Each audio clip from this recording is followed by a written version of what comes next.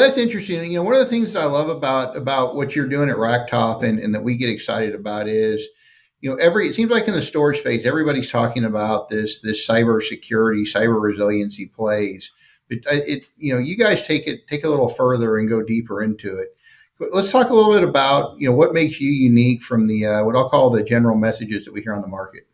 Yeah, I think what you're hearing a lot about today is that data storage was created by companies that weren't focused on security. And now, with the rise of ransomware attacks and data theft, they're having to do things to show that they're acknowledging that there's a challenge and a problem with network attached storage, and they need to address the security issue around it. And so, a lot of them are kind of just doing checkbox things or integrating with third party tools to try to check the box, but they're not really providing the security or the data availability you want. And so when people buy storage today, right, they always buy high availability because they want it to be up.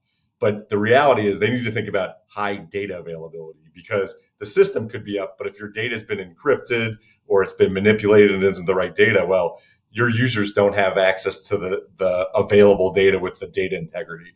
And what we've done is we've developed a product that's cyber storage, our brick store security platform, which is a high performance NAS, has all three protocols, NFS, SMB, and even S3 now. So you can access your files and data at the speed you want, however you want. But what we're doing that's different is we're providing a data centric zero trust approach. And what I mean by that is we're evaluating trust for each file operation in real time. So with the traditional NAS, an admin would go in and give you read write permissions to a folder, right? And you'd have read write permissions to that folder until somebody went in and took those away, another admin.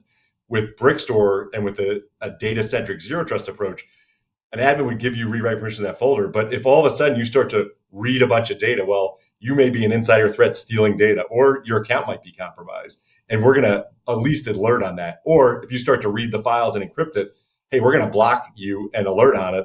And that's a ransomware attack, right? So it's evaluating all the time for trust. And I think people get confused about, what is zero trust? What's a good protection against ransomware too, right? You constantly hear backup vendors say that backup's your best protection against ransomware. It's not a protection at all.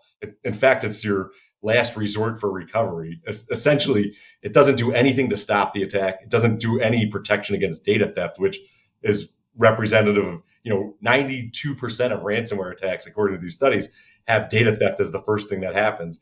Backups aren't going to do anything to protect you against that. Immutable snapshots aren't going to do anything to protect you against data theft. You need something that can block and stop the attack as soon as you start to detect it. Yeah, it's interesting. I think that's a really good point, right? That you talk about backup, you talk about traditional storage players, right? They've all been on the market for a long time and had to retrofit their message to security, whereas you guys started, so you're not the you're not the size as the other guys, but you started with the idea of security in mind from a storage standpoint.